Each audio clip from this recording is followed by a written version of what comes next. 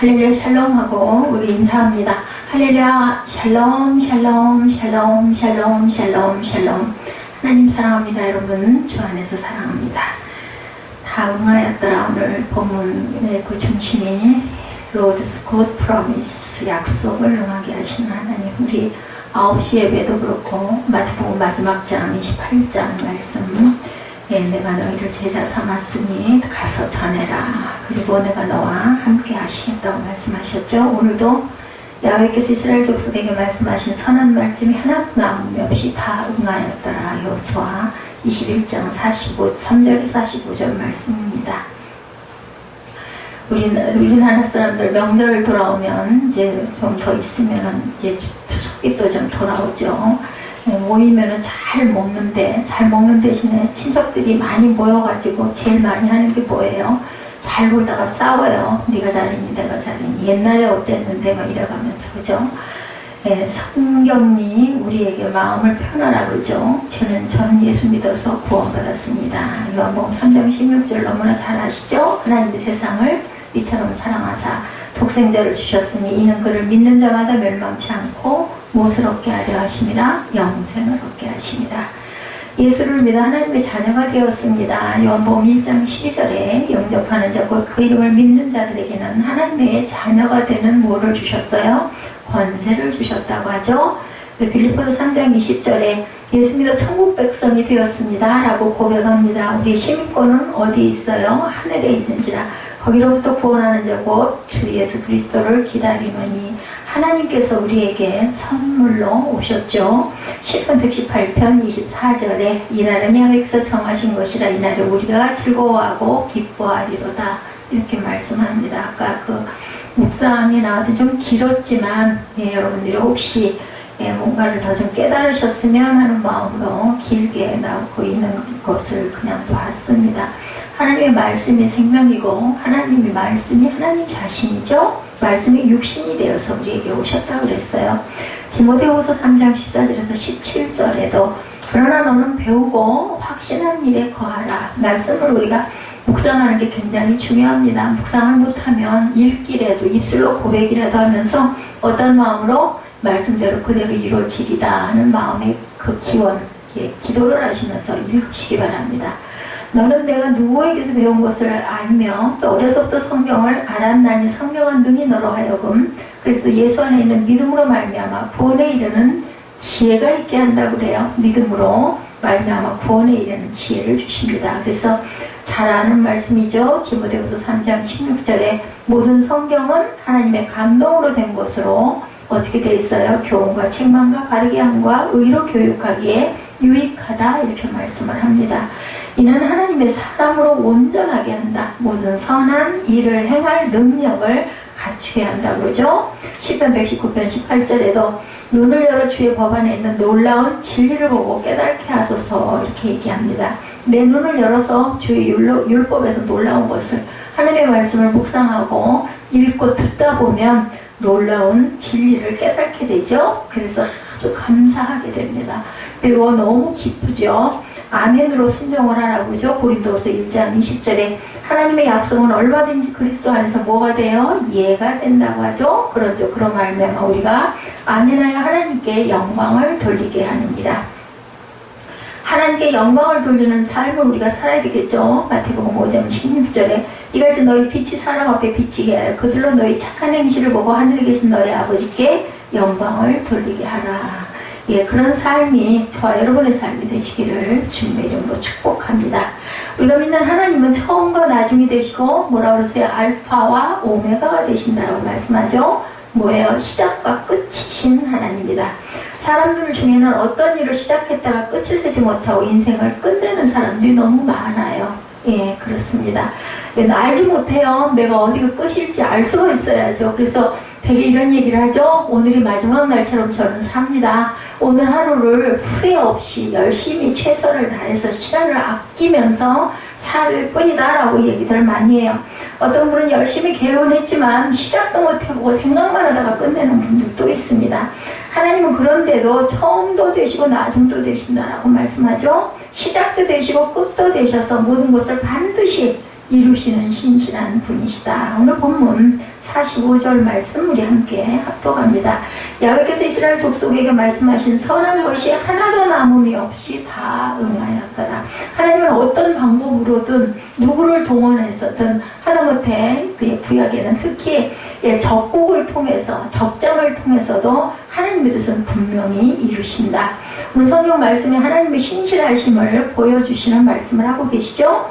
이스라엘 백성들에게만이 아니라 저와 여러분에게 여전히 신실한 하나님. 그래서 우리 찬양하죠. 오 신실하신 하나님, 오 신실하신 주, 그죠? 이렇게 고백을 합니다. 오늘 본문 말씀은 가나안 땅을 이스라엘에게 주시라고 하신 하나님의 약속이 이제 모두 이루어진 데 대한 짧은 회고의 구절입니다. 오늘 21장이 7년간의 가나안 정복 전쟁이 1장에서 12장까지, 그리고 12지파에 대한 땅 분배 과정이 13장에서 19장까지를 무사히 마치고 도피성과 제사장의 성읍까지 모두 결정이 되죠. 도피성에 대한 이야기 지난주에 우리 함께 나눴죠. 이제 이스라엘은 가나안 땅에서 마음 놓고 잘 살게 됐어요. 43, 4, 5절에 이 세 절밖에 안 되는 짧은 말씀 속에는 중요한 가르침이 있는데, 오늘 그 말씀을 통해서 저 여러분들 우리의 삶 속에 어떻게 접목을 하실 건지 귀한 묵상으로 은혜를 나누시기 바랍니다. 누가 하신다고요? 야훼께서 하신다. 오늘 말씀의 각 절 첫머리에 나오는 단어가 여호와께서 이렇게 말씀을 합니다. 제가 아까 그 성경 말씀 헌금봉투에 제가 성경 말씀을 항상 감동이 오는 말씀을 쓰는데, 오늘은 43절에서 45절까지의 앞부분들 이스라엘 열조에게 맹세하사로 시작을 했습니다. 두 번째 44절에서는 야훼께서 그들의 사방에 뭐를 주셨다? 안식을 주셨다. 그죠? 그리고 45절에 야훼께서 이스라엘 족속에게 말씀하신 것을 하나도 남음이 없이 응하게 하셨다. 그래서 오늘 우리 묵상, 시편 묵상하고 나서 제가 결단 그 찬양을 평안을 너희에게 주노라, 아마 이 찬양한 거 기억나실 겁니다. 이 말씀은 이스라엘의 모든 역사가 어디에 있어요? 하나님의 주권 아래 있음을 선포하는 아주 함축된 내용.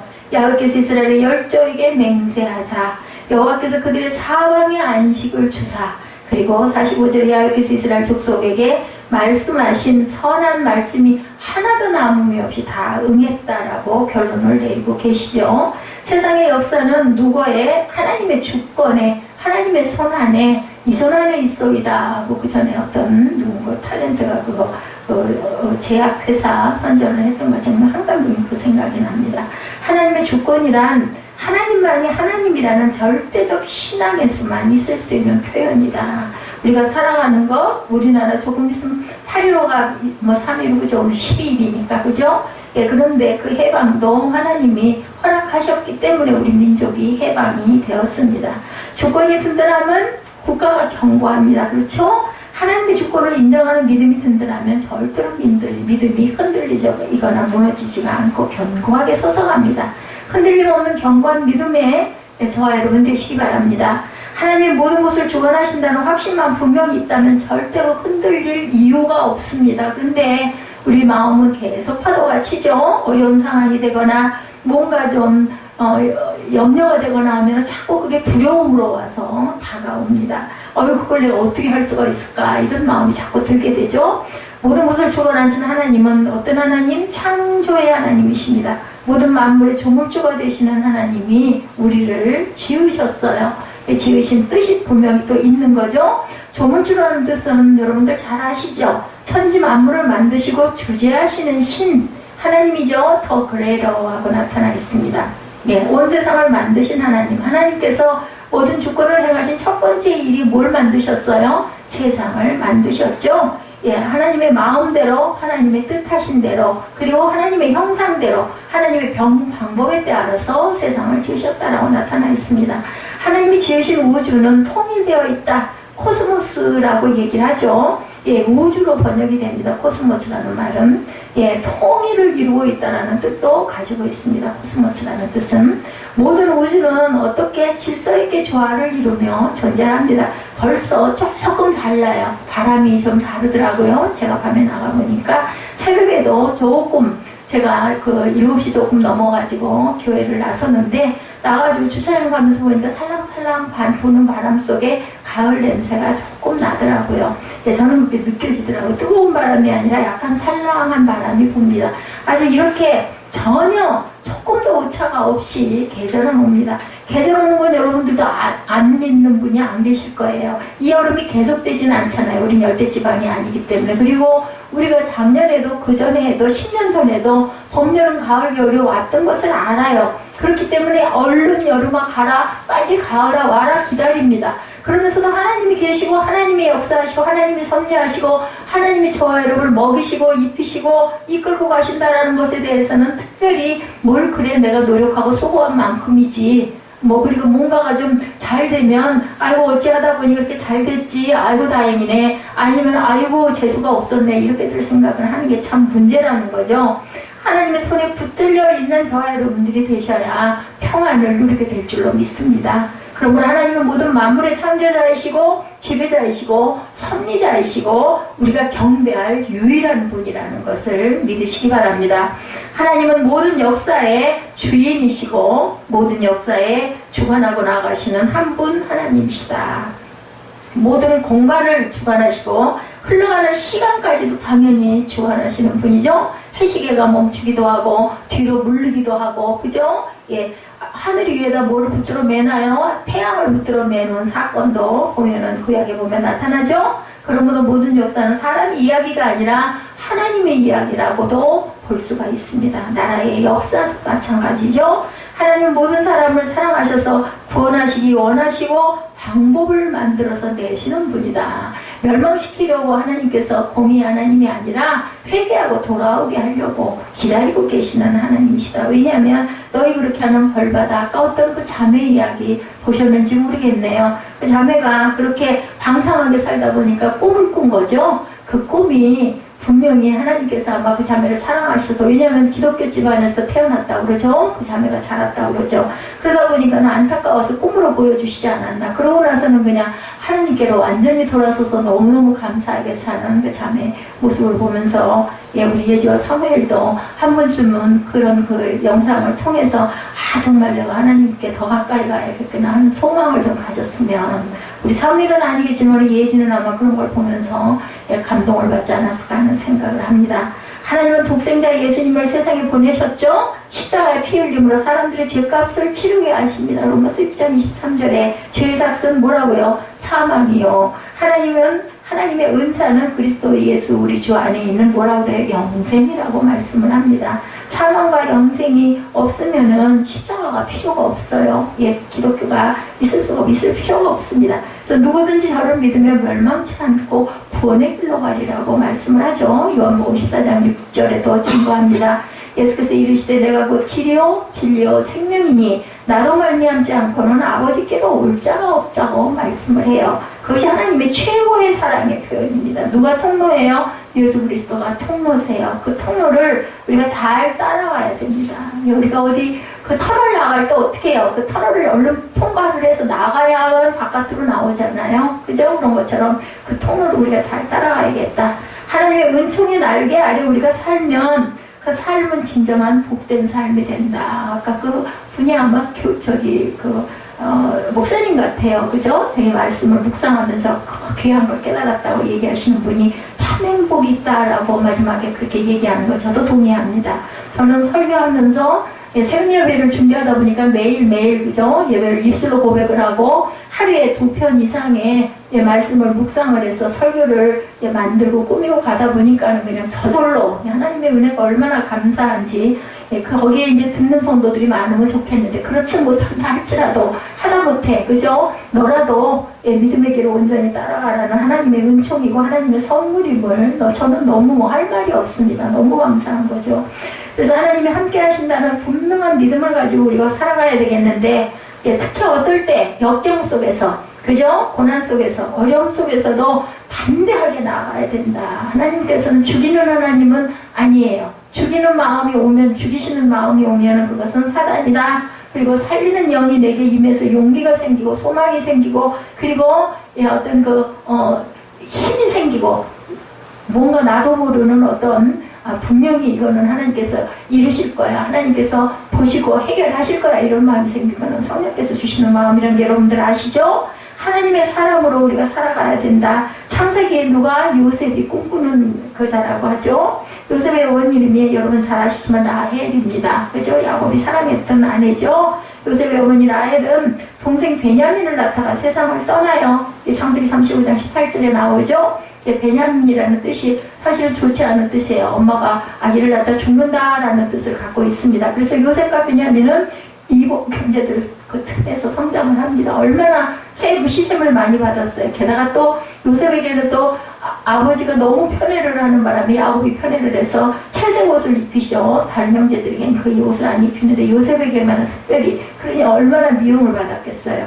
야곱의 10아들 중에 11번째 아들이었어요. 요셉은 아버지의 사랑을 독차지하고 그리고 그 양을 치는 사람이기도 했죠. 아버지 야곱은 요셉을 특별히 사랑해서 채색 옷을 만들어 입힙니다.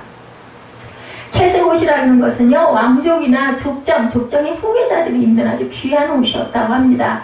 야곱이 요셉에게 채색 옷을 만들어 입힌 것은 요셉을 후계자로 생각했음을 보여주는 상징이기도 한데, 창세기 37장 3절에 요셉은 노년에 얻은 아들이므로 이스라엘이 여러 아들들보다 그를 더 사랑함으로 그를 위하여 채색 옷을 지어서 입혔다, 이렇게 나타납니다.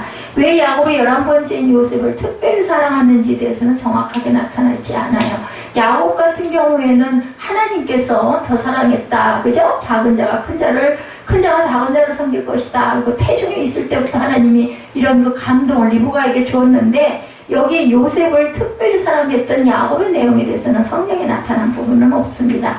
그러나 성경의 모든 정황으로 봐서 요셉이 아버지인 야곱의 마음에 들었어요. 자식도 여럿이 있다 보면 마음에서 드는 자식이 있어요. 이게 성격이 맞고 엄마를 잘 이해해주고 아니면 아빠를 잘 이해해주고 하면 그 자식이 더 이쁠 수밖에 없습니다. 잘 소통이 되니까. 12명의 아들 중에 11번째 아들만 사랑했으니 다른 아이들이 더구나 배가 똑같은 아들이 아니라 엄마들이 다 각각이잖아요. 그러니 얼마나 희생을 받고 죽이고 싶었겠죠. 아버지가 12아들 모두에게 채색 옷을 입혔다면 문제가 없어요. 그래서 편애가 정말 좋지 않은 거라는 거죠. 한 아들에게만 채색 옷을 입혔기 때문에 문제가 됩니다. 예, 자식을 기르는 저희들은 정말 편애는 절대로 있어서는 안 된다. 되도록이면 공정하게. 예, 더 마음이 가더라도 그것을 내색을 잘 하면 안 되겠죠. 예, 그것 때문에 형제들에게 미움을 받죠. 예, 그 형들이 아버지가 형들보다 그를 더 사랑함을 보고 그를 미워하여 그에게 편안하게 말할 수가 없더라라고 창세기 37장 4절에 증거합니다. 똑같이 사랑하려고 우리가 그래서 애써야 된다. 그리고 요셉이 꿈마다 형들의 마음에 안 들어요. 벼 11단이 자기에게 절했다, 별 11아가 자기에게 절했다, 계속 그런 얘기를 하니까 얼마나 미혹해서, 그렇잖아도 미워 죽겠는데, 요셉은 결국 형들에 의해서 노예생하게 팔려서 이집트의 애굽으로 팔려가게 되죠. 채색 옷을 입고 살던 요셉이 노예가 됩니다. 그러나 요셉은 아무리 어려워도 노예가 되어 있었어도 성경에 나타나는 거 여러분 아시겠지만 하나님을 신뢰하는 마음이 절대로 흔들리지 않죠. 상황이 아무리 어려워져도 하나님을 향하여 불평도 하지 않고 원망도 하지 않았던 요셉. 하나님이 자기와 함께 하신다는 것, 하나님이 자기를 버리지 아니하신다는 것을 의심한 적이 한 번도 없었던 요셉. 또 누가 그래서 다윗이 그랬죠. 예, 어떤 상황에서도 하나님의 뜻에 따라서 삽니다. 요셉은 창세기 39장에 보면 야훼께서 요셉과 함께 하신다는 말이 2절, 3절, 21절, 23절에 계속해서 4번이나 나옵니다. 야훼께서 요셉과 함께 하심으로 그가 형통한 자가 되었다. 창세기 39장 2절에 그 주인 애굽 사람의 집에 있으니 합니다. 또 그 주인이 야훼께서 그와 함께 하심을 보며 3절에 보면 야훼께서 그의 범사에 형통케 하심을 보았더라. 요셉이 있는 그 집은 가는 곳마다, 그죠? 그 가정이 아주 굉장히 복을 받았다고 나타나죠. 야훼께서 요셉과 함께 하시고 그에게 인자를 더하사 전옥에서 은혜를 받게 하셨다. 39장 21절의 창세기죠. 이는 야훼께서 요셉과 함께 하시니라. 여호와께서 그의 범사에 형통케 하셨더라. 39장 23절에도 증거를 합니다. 우리는 야훼께서 함께 하신다는 성경의 표현을 우리가 정말 관심을 가지고 살펴볼 필요가 있습니다. 오늘 9시 예배도 그렇고 11시 예배도 그렇고 내가 너와 함께 하리라, 내가 모든 성경의 모든 것을 응하게 하리라, 오늘 말씀도 그렇고 오늘 특별한 날인 것 같습니다. 은혜를 주시는 걸 보니까 말씀하신 선한 일이 하나도 남음이 없이 응했다라고 얘기를 하죠. 하나님이 함께 하시면 안 될 일이 없어요. 모든 게 다 그저 형통케 되는 거죠. 자, 여기 보면 요셉이 야훼와 함께하는 것이 아니라 야훼께서 요셉과 함께 하셨다라고 나타나 있죠. 예, 보면은 야훼께서 요셉과 함께 하심으로 39장 23절에 형통케 하심이었다. 이것이 좀 다릅니다. 요셉이 하나님과 함께 한다는 말은 요셉이 하나님과 함께 할 수도 있고 안 할 수도 있고 내가 그죠? 내가 결정할 수도 있습니다. 주도권이 주체가 요셉에게 있는 거예요. 근데 하나님이 요셉과 함께 하셨다라는 건 그냥 하나님의 주체이신 거예요. 하나님이 늘 요셉을 붙들고 계신다는 뜻이 된다는 거죠. 야훼께서 요셉과 함께 하신다는 말은 주도권이 누구에게? 하나님께. 예, 요셉이 하나님과 함께 했다는 건 주도권이 요셉에게. 자, 여러분이 하나님을 붙잡고 계십니까? 아니면은 하나님께서 여러분을 붙잡고 계십니까? 하나님께서 여러분을 붙잡고 계시는 저와 여러분 되시기 바랍니다.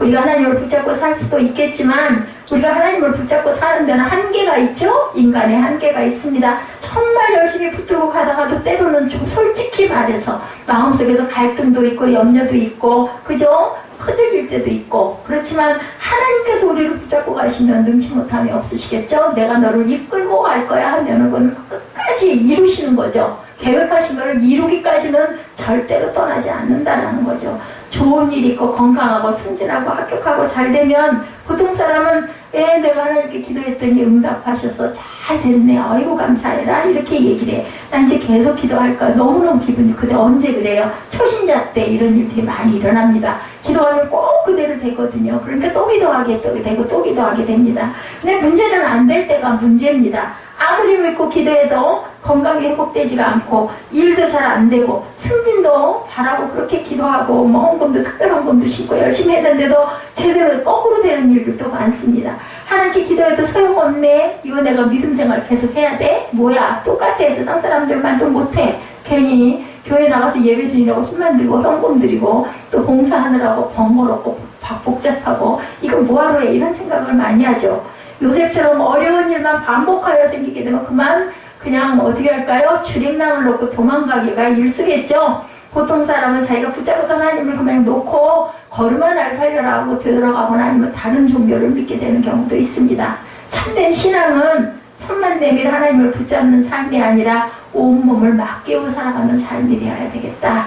온 마음을 맡긴 삶이어야 하고 모든 인생을 하나님께 맡길 때 전폭적으로 맡길 때 그 사람의 인생이 하나님께 맡긴 삶이 된다. 제가 수영을 하잖아요. 아직도 잘 못하긴 하지만 물에다가 나를 그냥 팍 맡겨버려야 제가 둥실둥실 뜨더라고요. 내가 힘을 주거나 겁을 내거나 염려를 하고 나면 여지없이 가라앉아요. 이런 것처럼 하나님께 나를 맡길 때는 그냥 전폭적으로 다 맡기세요. 그랬을 때 하나님이 역사하십니다. 이 녀석 내가 안 붙들면 이거 물에 빠져 죽겠네. 이거 붙잡아 주실 수밖에 없는 거죠. 사나 죽으나 살든지 죽든지 빌립보서 1장 20절이죠. 나의 간절한 기대와 소망을 따라 아무 일에든지 부끄러워하지 아니하고 지금도 전과 같이 온전히 담대하여 살든지 죽든지 내 몸에서 그리스도가 존귀하게 되게 하려 하리니 이렇게 증거합니다. 먹든지 마시든지 고린도전서 10장 31절입니다. 그런즉 너희가 먹든지 마시든지 무엇을 하든지 무엇을 위해서 해라? 하나님의 영광을 위해서 해라. 말이나 일에나 다 골로새서 3장 17절에 주 예수의 이름으로 하며 사는 것이 참된 신앙이다. 말이나 일에나 무엇을 하든지 그렇죠? 무엇을 하든지 말이나 일에나 주 예수 이름을 하고 그를 힘입어 하나님 아버지께 뭐 해라? 감사하라. 생각해보면 감사하지 않은 게 하나도 없어요. 이나마도 얼마나 감사한지. 아침마다 요즘에 굉장히 더웠잖아요. 어쩜 그렇게 기가 막히게 눈물 뜨면은 그죠? 뭐 새벽 얘기 잠깐 깜빡 잠이 들어도 졸아도 뭐 4시가 넘어서 졸아서 눈 깜빡해도 꼭 눈을 뜨면 5시 반 딱 돼 있어요. 오늘도 딱 보니까 시계가 4시 반을 가리키고 있더라고요.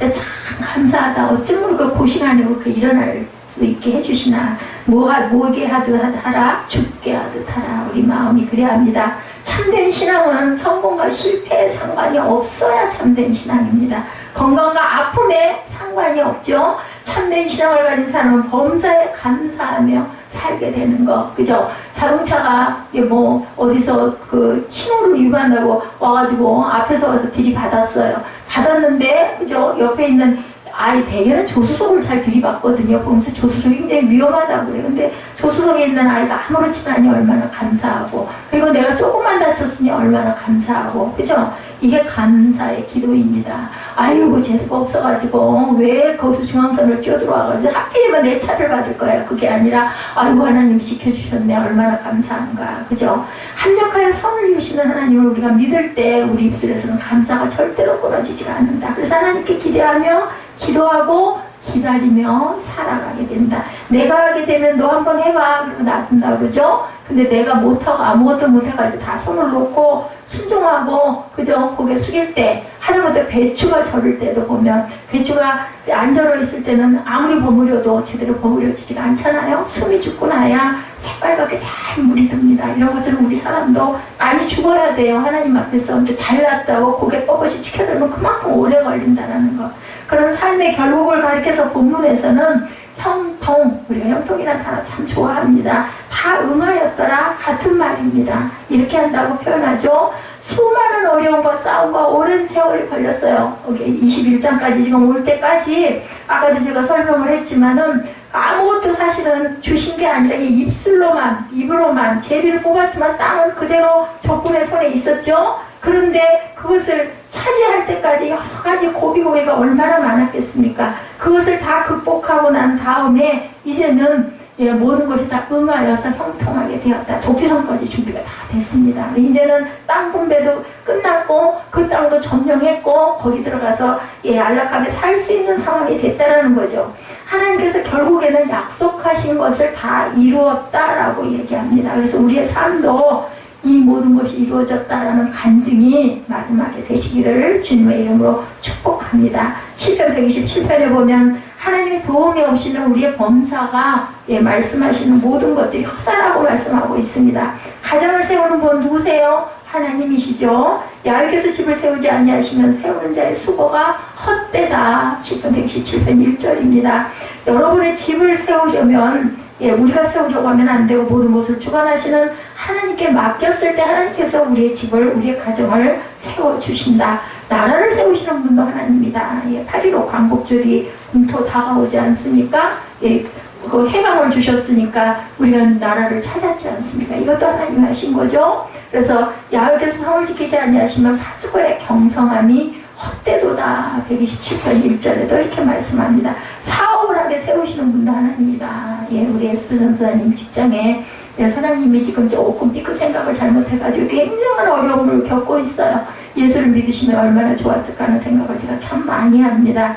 너희들이 일찍 일어나고 늦게 누우며 수고의 떡을 먹음이 헛되다고 시편 127편 2절에 사업을 세우는 분이 하나님이신데 아무리 일찍 일어나고 늦게 눕고 아무리 수고를 해도 모든 게 다 헛되라는 거죠. 하나님이 세우지 아니하시면 헛것이 되고 허사가 된다. 저와 여러분의 범사의 삶이 하나님께 완전히 맡긴 삶이 되기를, 하나님께 붙잡힌 삶이 되기를 하나님께서 그래서 함께 하시는 삶이 되시기를 주님의 이름으로 축복합니다. 그래서 매일매일 매 순간순간이 세상에 줄 수 없고 세상이 알 수도 없는 평안을 너희에게 주노라. 그 찬양이 그렇게 나가죠. 무엇을? 하나님이 말씀하신 선한 일을 이루십니다. 누가? 야훼께서. 여호수아는 하나님께서 이스라엘 백성들에게 말씀하신 모든 것이 선한 일이다 이렇게 믿었어요. 원래 여호수아는 어떤 사람이에요? 긍정적인 사람이었어요. 그죠? 가나안 땅에 들어갔을 때도 여호수아와 갈렙만 그들은 우리의 밥입니다. 절대로 하나님께서 우리와 함께 하신다 하셨으니 그 땅은 너희 것이다 하셨으니 분명히 차지할 것입니다 라고 선언을 했던 그러한 여호수아였기 때문에 말씀하신 선한 일이 모든 것이 다 선하다라고 고백을 하죠. 45절에 야훼께서 이스라엘 족속에게 말씀하신 선한 일이 하나도 남음이 없이 다 응하였더라. 하나님이 말씀하신 것, 하나님의 일이 모두 다 선한 일이라고 믿었기 때문에 여호수아가 문제덩어리인 이스라엘 백성들을 그 오랜 세월 동안 그 노장이 될 동안 그죠? 이끌고 인도하고 가나안을 정복하고 그 사람들에게 가나안 땅을 차지하고 나누어 주었습니다. 그래서 거의 100세가 다 되도록 살다 돌아갔죠. 성경에 보면 이스라엘 사람들은 오합지졸 같은 백성들이었어요. 그런데도 여호수아는 포기하지 않죠. 왜냐하면 하나님이 일이기 때문에 나는 그저 하라시는 대로 하기만 하면 돼. 세상 편해요. 하라는 대로 할 수만 있는 게 편한 거예요. 내가 지휘관이 지휘하는 게 아니라 지휘관이 따로 있는데 뭐 하라는 대로 하기만 하면 되죠. 순종만 하면 되잖아요. 세상 편합니다. 여호수아는 하나님의 이 일은 선한 것이니 믿었다라는 거죠. 사사건건 말이 많고 불평하고 원망하는 이스라엘 사람들 데리고 누구도 그렇게 고생을 해요. 모세도 엄청 고생했잖아요. 끝까지 최선을 다한 이유는 어땠어요? 사람을 봤으면 그 군중들을 봤으면 절대로 끝까지 갈 수가 없었을 건데 하나님이 말씀하신 모든 일이 선하다고 믿었기 때문에 끝까지 갈 수 있었다는 것. 하나님이 맡기신 일이 교회에서 맡은 일이 선하다고 우리가 믿고 갔을 때 순종하고 갈 수 있고 또 용기를 내서 그래도 섬기고 가야지 이런 마음을 가질 수 있다. 힘이 들고 어려워도 최선을 다하되 끝까지 최선을 가다가 아니가만 못하다 그러죠. 중간에서 그만두면 우리도 하나님께서는 모든 일을 선하게 이루신다는 사실을 이러하기 때문에 믿어야 된다. 사도 바울도 로마서에서 롬828이라고 하죠. 저희 신학교 다닐 때 그렇게 외웠어요. 롬828. 우리가 알거니와 하나님을 사랑하는 자, 곧 그 뜻대로 부르심을 입은 자들에게는 모든 것을 합력하여 선을 이루느니라. 이렇게 이 말씀 굉장히 많이 외웠던 말씀입니다.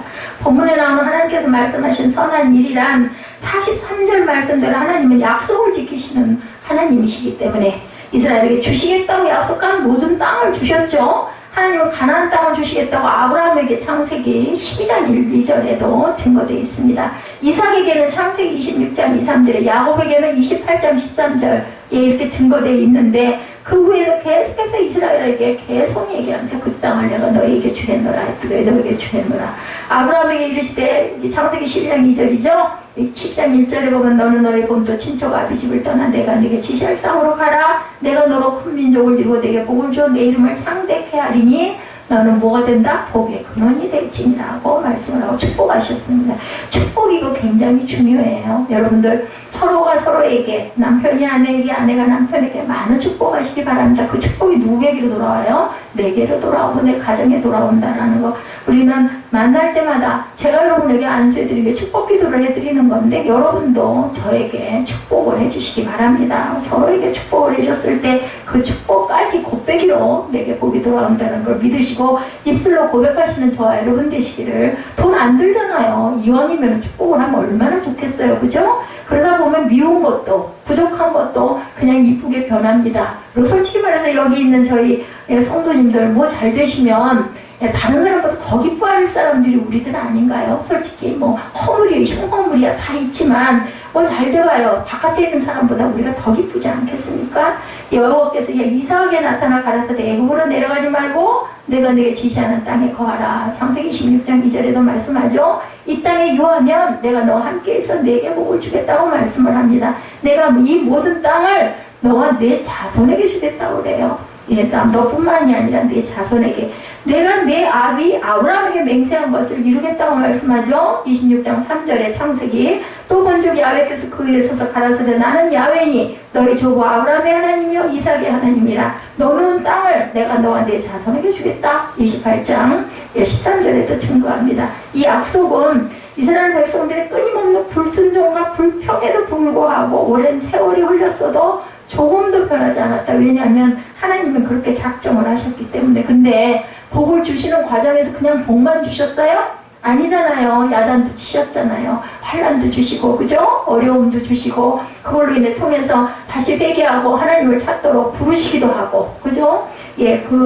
블레셋이나 여러 나라들, 주변에 있는 나라들을 통해서 아주 고난도 엄청나게 많이 주셔서 전쟁도 무지무지하게 많이 일어나죠. 그러면서도 끝까지 이끌고 가시는 하나님이다. 그렇기 때문에 우리가 예수를 믿으면 그냥 좋은 일만 일어나고 축복만 받는다고 생각하시면 안 됩니다. 과정 속에 어려움이 분명히 있고 그것도 믿음으로 딛고 일어났을 때 하나님이 축복을 하셔서 결국은 뭘로? 승리자로 세워주신다는 거. 죽이시지 않는 하나님이시다. 마찬가지로 예수 그리스도 십자가에서 피 흘리기 시기까지 하나님은 우리를 사랑하시는 것을 믿으셔야 됩니다. 아니 아들도 피 흘려서 십자가에 못 박아 돌아가시게 하죠. 요한 1서 4장 10절입니다. 사랑은 여기 있으니 우리가 하나님을 사랑한 것이 아니고 오직 하나님이 우리를 사랑하사 우리 죄를 위하여 화목제로 그 아들을 보내셨음이라고 증거합니다. 사랑은 여기 있으니 우리가 하나님을 사랑한 것이 아니요 하나님이 우리를 사랑하사 우리 죄를 속하기 위하여 화목 제물로 그 아들을 보내셨습니다. 그러므로 성경을 통해서 우리에게 말씀하시죠. 오늘 그 9시 예배 본문이었었죠. 우리를 버리지 아니하시고 항상 함께 하시겠다는 약속을 하시죠. 내가 너에게 분부한 모든 것을 지키게 할지어다. 볼지어다. 내가 세상 끝날까지 너희와 항상 함께 있으리라. 마태복음 28장 20절 말씀입니다. 우리를 영원한 천국으로 들이시겠다고 요한복음 14장 3절에도 증거합니다. 가서 너희를 위하여 처소를 예비하면 내가 다시 와서 너희를 내게로 영접하여 나 있는 곳에 너희도 있게 하겠다고 말씀을 하죠. 뭐라 그래요? 가서 너희를 위하여 처소를 예비하라고. 처소를 예비해야 돼요. 예수님이 오실 자리를 우리가 예비해야 된다. 어디예요? 지금 이 성전에 예수께서 오셨죠. 오셔서 너희도 함께 나와 함께 있게 하려는 무엇 속에서? 말씀 속에. 예수님이 이 땅에 재림하시겠다고 약속을 하시죠. 계시록 22장 20절입니다. 이것들을 증거하시니가 가라사대 내가 진실로 속히 오리라 하시거늘 아멘. 주 예수여 오시옵소서. 우리는 이 준비를 하고 있어야 되겠다. 계시록 22장 20절입니다. 모든 성경 속에 담긴 약속들을 반드시 이루실 것을 믿으셔야 합니다. 무엇으로? 성경에 증거하고 있기 때문에, 그리고 구약에 이미 그렇게 행해서 온 역사를 우리가 보기 때문에, 그죠? 때로 우리의 불순종으로 말미암아 약속이 무선되는 것 같이 보일 때도 있지만 하나님께서 우리에게 성경을 통해 주신 약속을 반드시 이루어낼 것을 우리가 믿으셔야 돼요. 그렇기 때문에 성경 말씀으로 증거를 하는 겁니다. 이렇게 말씀하셨으니까, 그렇게 해서 이루셨으니까 구약은 그걸 증거하는 역사이기도 합니다. 실제 있었던 일이지 않습니까? 하나님께서 말씀하신 선한 일이란 44절 말씀대로 하나님께서 이스라엘 백성들에게 안식을 주신다는 거. 안식이 뭐예요? 평화를 주신다는 거죠. 물론 당시 가나안 족속이 그 땅에서 완전히 축출된 것은 아니었어요. 남은 사람 전당들이 많이 있었습니다. 그러나 그 어느 족속도 감히 이스라엘에게 대항하지 못했기 때문에 이스라엘은 더 이상 전쟁의 공포에 시달리지 않는 안식을 누릴 수가 있었다. 우리 대한민국이 정말 축복이에요. 6.25 전쟁 이후로 지금까지 전쟁이 없죠. 자, 여러분에게 우리가 묻습니다. 여러분이 생각하는 안식은 무엇인가? 저와 여러분이 생각하는 안식은 뭘까요? 돈이 많아서 풍요롭고 편안하게 사는 것이 안식일까? 아니면 높은 권력과 지위롭고 사는 것이 안식일까? 아니면 아무런 염려 근심 없이 환각 상태에 빠진 것처럼 그렇게 지내는 것이 안식일까? 진정한 안식은 요한복음 4장에서 볼 수 있는 우물과 여인처럼 그리스도의 만남 속에서만 가능하죠. 요한복음 4장 29절 30절입니다. 우리 볼까요?